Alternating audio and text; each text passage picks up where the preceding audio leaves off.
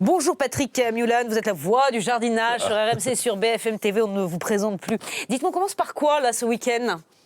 C'est quoi la première étape si on veut redonner un peu de vie à son jardin, enfin faire... Alors, j'avais envie de dire d'ailleurs, c'est ce que je dirais demain matin sur RMC, c'est, on peut dire...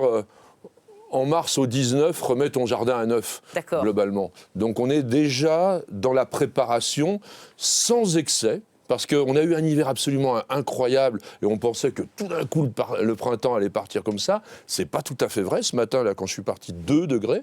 Ouais. Donc on non, est mais alors moi, j'ai quand même des questions, parce qu'il y a des bourgeons déjà. Des bourgeons qui ne devraient pas être là. Je sais pas, des bourgeons sur les hortensias, tout à fait. Des bourgeons un peu partout. Qu'est-ce qu'il faut ? Est-ce qu'il faut les couper ? Non. Mais j'en sais rien, moi, je suis pas jardinier, c'est votre métier. Non, mais c'est assez drôle, c'est-à-dire que pourquoi est-ce qu'on aurait une certaine volonté toujours de tout couper ? Là, en ce moment, au contraire, ça démarre. Alors, vous avez quand même raison sur une chose, c'est que sur les rosiers, non, les hortensias, on les laisse tranquilles. Les rosiers, en revanche, c'est le plein moment de couper les rosiers. Alors, si vous voulez juste le petit conseil rapide, parce que sinon, si je vous apprends à tailler les rosiers en détail, ça va être un peu long. Mais enfin, on va dire, il faut ratiboiser tout ce monde-là, parce que ça fleurit sur des pousses de l'année, donc des pousses qui vont se développer maintenant. Donc, si vous les coupez pas court, c'est-à-dire en général, on compte 3 yeux à partir de la base. 1, 2, 3, comme ça. On coupe, ça fait à peu près 15 cm. Si vous ne faites pas ce boulot-là, vous allez avoir un rosier dont toute la partie ancienne va se dégarnir, puis il monte, vous avez vos petites roses en haut, c'est pas joli. Donc c'est pour ça qu'il faut tailler, alors là on est au bon moment. Qu'est-ce que je mets dans mes jardinières ? Alors en ce moment, j'étais hier dans une jardinerie et j'ai piqué un coup de colère. Allons bon. Mais oui, parce que, en fait, ce que l'on vous apporte déjà maintenant, ce sont des beaux géraniums, bien fleuris, bien grands, etc. C'est un peu irrésistible, vous avez envie d'acheter ça. Ce matin, 2 degrés en partant.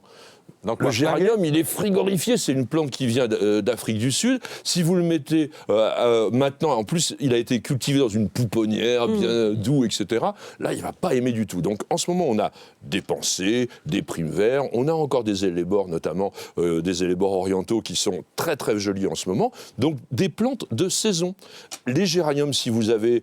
Alors d'abord, si vous habitez le Midi, pourquoi pas ? Et si vous n'habitez pas le Midi, à ce moment-là, il faut vraiment avoir un endroit pour les protéger. Bon, ce qu'on lit à travers vos propos, c'est que cet hiver un peu dingue a quand même perturbé vos plans, vous les jardiniers, non ? Alors moi, ce qui me perturbe au niveau de la projection du jardin demain, c'est quid des ennemis et des maladies de nos plantes. Parce que d'habitude, l'hiver fait son rôle, ça vous réduit quand même les populations de ce qu'on appelle, nous, les ravageurs.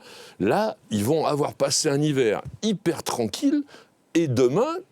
avec les premières chaleurs, ils vont arriver en masse. Comme de toute façon la législation nous limite maintenant par rapport à nos actions que l'on peut faire, il va falloir surveiller et passer au sécateur, là, justement, Pascal. Couper, c'est-à-dire à partir du moment où effectivement... Quand vous allez voir, par exemple, des chapelets de pucerons arriver, le plus simple, évidemment, c'est de les couper, et puis on les jette dans un feu. Ça, c'est le moyen de s'en débarrasser, c'est quand même le mieux. Non, donc, je voudrais vraiment insister sur le fait qu'en ce moment, vous allez bien sûr dans vos jardineries pour faire vos courses, mais vous achetez des plantes de saison, et si vous vous mettez aux légumes, au potager, par exemple, eh bien, il va falloir abriter tout ça, même les petites salades, elles sont encore frileuses. Et j'ai appris que dès ce week-end arrivaient les plants de tomates, alors là, on les met vraiment à l'abri. Bon, super Patrick.